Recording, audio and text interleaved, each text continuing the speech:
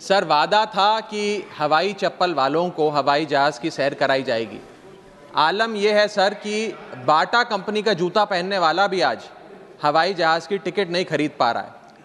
Economy class is no more economical sir. मैं आज इस सदन में बहस पे आने से पहले अपने फ़ोन पर फ्लाइट के रेट चेक कर रहा था सर। अगर कल मुझे दिल्ली से बम्बई जाना हो तो टिकट 14,000 रुपये की है, वन वे की सबसे सस्ती टिकट। दिल्ली से पटना जाना हो तो 12,000 रुपये की टिकट, दिल्ली से बैंगलोर जाना हो तो 16,000 रुपये की टिकट। और सर वो छोड़िए, संडे के दिन यानी कि परसों मैं अपने क्षेत्र पंजाब से दिल्ली आया, मोहाली एयरपोर्ट से, चंडीगढ़ एयरपोर्ट से मैंने फ़्लाइट ली और दिल्ली पहुंचा। उस फ्लाइट की टिकट 14,500 रुपये की थी। हम सांसदों को तो फ्लाइट की रीइंबर्समेंट मिल जाती है सर, आप उस आम नागरिक का सोचिए जो इस स्काई रॉकेटिंग एयर प्राइसेस से जूझ रहा है।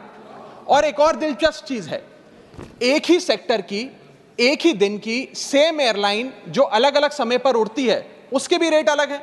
आपको सुबह 10 बजे दिल्ली से बंबई जाना, उस एयरलाइन से उस तारीख पे आपको एक रेट मिलता है। 2 बजे की दोपहर की टिकट लेते हैं उसी एयरलाइन पे, उसी दिन पे वो उससे दोगुनी हो जाती है। न जाने क्या लॉजिक है सर। हमें इस देश में एयर यात्रा को लग्जरी ट्रैवल नहीं बताना सर, आम ट्रैवल बनाना है जैसे कि ट्रेन का है। और सबसे बड़ी बात सर, इस देश में जहाज में उड़ना और जहाज में उड़ के अपनी मंजिल तक पहुंचना आज भी इस देश की बहुत बड़ी आबादी के लिए एक सपना है। अगर ट्रैवल की रफ्तार बढ़ेगी तभी इस देश की रफ्तार बढ़ेगी। सर, दूसरा दर्द जो इस देश का आम आदमी रोज उससे जूझ रहा है वो है ओवर क्राउडेड एयरपोर्ट्स। सर, आज हमारे देश के एयरपोर्ट्स बस अड्डे जैसे बन गए हैं। बस अड्डों से बदतर हालत, बदतर व्यवस्था देश के एयरपोर्ट्स पर है सर। टर्मिनल 1 चले जाइए दिल्ली के, टर्मिनल 2 चले जाइए दिल्ली के, आप हालात देखिए। सिक्योरिटी लाइन से लेकर चेक इन लाइन तक लोग लाइनों में खड़े हैं और लाइनों में खड़े हैं और उसके बाद उनकी फ्लाइट भी इस चक्कर में मिस हो जाती है। एक मुसाफिर सही समय पर फ्लाइट नहीं पकड़ पा रहा क्योंकि वो बेचारा चेक इन और सिक्योरिटी लाइन में ही फंसा रहता है। इतने ओवर क्राउडेड एयरपोर्ट्स आज हमारे देश के बन चुके हैं। सर, आज यात्री का तीसरा दर्द, Honorable members, please let the honorable members speak. Please. Sir, बोलने दीजिए। No, honorable members, please. Honorable members.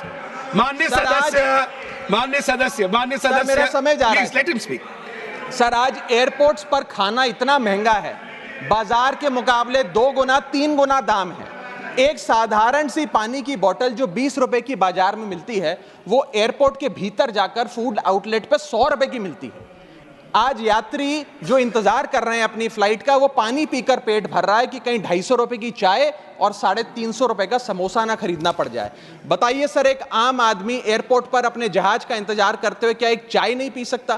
क्या इस पर कोई रेगुलेशन नहीं होना चाहिए? क्या कोई अफोर्डेबल कैंटीन का मैकेनिज्म नहीं होना चाहिए?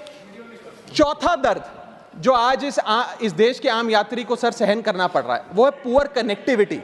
आज इस देश के कई टूरिज्म स्पॉट्स पे, कई फेमस शहरों तक जहाज की यात्रा नहीं पहुंचती, फ्लाइट्स नहीं पहुंचती, एयरपोर्ट नहीं पहुंचती। कई शहर, अधिकतर शहर ऐसे हैं जहां पर एयरपोर्ट्स नहीं हैं। इंसान को जहाज लेकर, जहाज से उतरकर कई घंटों का बस का और गाड़ी का सफर तय कर अपनी मंजिल पे पहुंचना पड़ता है सर। सरकार ने कहा कि मालदीव्स मत जाओ, लक्षद्वीप जाओ छुट्टी मनाने। मैं आपको आज का रेट बता रहा हूं सर। अगर आज मुझे दिल्ली से मालदीव जाना हो तो 17,000 रुपए की फ्लाइट है, लेकिन दिल्ली से लक्षद्वीप जाना हो तो 25,000 रुपए की फ्लाइट है सर। तो बताइए, हम मालदीव जाएं कि लक्षद्वीप जाएं? सर, चौथा दर्द जो आज पांचवा दर्द जो आज एक आम यात्री को महसूस करना पड़ रहा है वो है sir flight cancellation and delays. Sir, एक आम नागरिक अपनी मंजिल पे, अपनी डेस्टिनेशन पे पहुंचने के लिए, जल्द पहुंचने के लिए कभी कभार ट्रेन यात्रा या बस या गाड़ी की यात्रा नहीं करता, वो महंगी टिकट खरीदता है। महंगी टिकट खरीद के अपनी मंजिल पे समय पे पहुंचना चाहता है।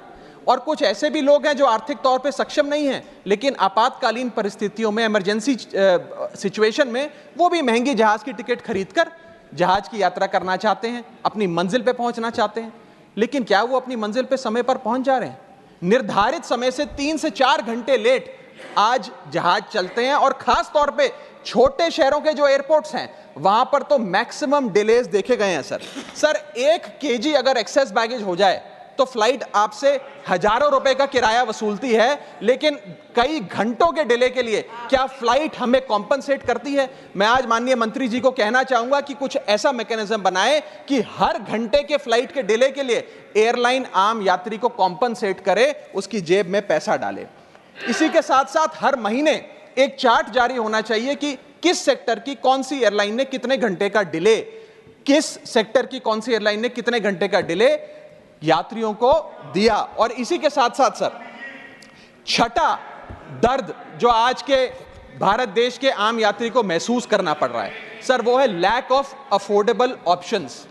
जो अभी मेरे साथी भी बात कर रहे थे कि इस देश में 90% एयर ट्रैवल दो एयरलाइंस के पास है, 90% मार्केट शेयर दो एयरलाइंस के पास है। यानी कि एक हमने कार्टेल क्रिएट कर दिया, डुओपोली क्रिएट कर दी, यानी कि वो मनचाहे दाम पे मनचाही सर्विसेज देंगे क्योंकि कोई कंपटीशन ही नहीं है, कोई प्रतिस्पर्धा नहीं है। Point of order, I like to take a point of order. Bharat सरकार, पॉइंट ऑफ ऑर्डर, यस। न जाने सर, मैं तो एयरलाइन का बोल रहा हूं तो भी पेट में दर्द हो रहा है। Point of order please. 238A कोई सदस्य किसी अन्य सदस्य या लोकसभा के किसी सदस्य के विरुद्ध मानहानि कारक या अपराध में फंसाने वाले स्वरूप का कोई आरोप नहीं लगाएगा जब तक कि आरोप लगाने वाले सदस्य ने सभापति को संबंधित मंत्री को भी इसकी पूर्व सूचना न दी हो, ताकि मंत्री उत्तर दिए जाने के प्रयोजन के लिए इस विषय की जांच कर सके। Honourable member, there is no defamatory here, no defamation. पहले नासिर हुसैन जी ने जो बोला मैं उसके ऊपर कर रहा हूं। That of course that has been taken into consideration. इनका नहीं है। मैं मुझे पूरा करने दिए सर। परंतु सभापति किसी समय किसी सदस्य को ऐसा आरोप लगाने से मना कर सकेगा यदि उसकी राय में ऐसा आरोप राज्यसभा की गरिमा को घटाने वाला हो या उस आरोप को लगाने वाले से thank you honourable member, thank you please continue. Sir इतनी विशाल जनसंख्या वाला हमारा देश है और इतनी विशाल जनसंख्या वाले देश में मात्र 2 ही कंपनियां हमारा पूरा एविएशन सेक्टर चला रही हैं। सर, सरकार लाई एक स्कीम जिसका नाम था उड़ान, जिसका फुल फॉर्म है उड़े देश का आम नागरिक। पर कैसे उड़े? ना फ्लाइट के उड़ने के ऑप्शन है, ना अफोर्डेबल टिकट है, ना फ्लाइट सही समय पर चलती है, तो कहां उड़े, कैसे उड़े? और सबसे बड़ी बात सर, जब से ये उड़ान स्कीम आई है एक धारणा एविएशन सेक्टर में बनी हुई है कि जैसे ये स्कीम लागू हुई 2 एयरलाइन बंद हो गई, जेट एयरवेज और गो एयर, और तीसरी स्पाइस जेट बंद होने की कगार पे खड़ी है। तो अब लोग ये भी कहने लग गए हैं कि शायद उड़ान स्कीम एक बहुत बड़ा अपशगुन थी। और इसी के चलते आज हमारा देश का आम नागरिक प्लेन से वापस ट्रेन पे जा रहा है। सर, मेरा 7वां दर्द बैगेज चार्जेस और बैगेज डिलेज। सर, अगर आपका 1 kg बैगेज ओवरवेट हो जाए तो हजारों रुपए एयरलाइन आपसे एक्सेस बैगेज के चार्जेस वसूल लेती है। यहां तक कि कुछ लोग अब अपना सामान एयरपोर्ट पर फेंक के चले जाते हैं बिकॉज उनके सामान में पड़ी वस्तुएं इतनी महंगी नहीं है जितना बैगेज चार्जेस एयरलाइन ले लेती हैं। और बैगेज के डिलेज देखिए सर, लंबा आपको इंतजार बैगेज बेल्ट पे करना पड़ता है कि कब हमारा बैग आएगा। जब स्क्रीन पर देखते हैं तो स्क्रीन पर लिखा आता है बैगेज ऑन बेल्ट, लेकिन बैगेज ऑन बेल्ट नहीं होता, सिर्फ 2-3 बिजनेस क्लास पैसेंजर्स का बैग आता है और न जाने कितने मिनट एक आम नागरिक को इंतजार करना पड़ता है इस एक्सेस डिले के लिए। या इसको एक स्टैंडर्डाइज करने के लिए कोई प्रोसीजर सरकार को बनाना चाहिए। सर, मेरा 8वां दर्द मैं समाप्त कर रहा हूं सर। 8वां दर्द heavy car parking charges eight airport. Sir, आज आप एयरपोर्ट्स पर पार्किंग का ठेका किसी एक कंपनी को दे देते हैं और वो मनचाहे दाम वसूलती है। खास तौर पे छोटे एयरपोर्ट्स पे 200-250 रुपए प्रति घंटे की कार पार्किंग चार्जेस देनी पड़ते हैं। आज आप दिल्ली के एयरपोर्ट चले जाइए, 220 रुपए प्रति घंटा गाड़ी का चार्ज लगता है। और अगर आपने कोई कैब टैक्सी बुक कर ली तो उसका भी मोटा बिल आता है, क्योंकि वो टैक्सी वाला भी expensive car parking charges, airport charges अपने बिल में जोड़कर आपको देता है। सर, ये था दर्द फ्लाइट में चढ़ने से लेकर फ्लाइट में उतरने का। मैं अंत में 4 पंक्तियां सुनाकर अपनी वाणी को विराम दूंगा और आज इस देश के आम नागरिक, आम यात्री का दर्द इन पंक्तियों में आप तक पहुंचाने की कोशिश करूंगा। कहीं है लंबी लाइनें, कहीं चेक इन से पहले काउंटर बंद, कहीं स्लो चल रहा है सर्वर, कहीं इंटरनेट है मंद। महंगी टिकट के बाद भी यात्रा की कोई गारंटी नहीं, आपका सामान चाहे टूटे चाहे फूटे कोई वारंटी नहीं। जो हाल है बस अड्डों का, वही तस्वीर आती है एयरपोर्ट से।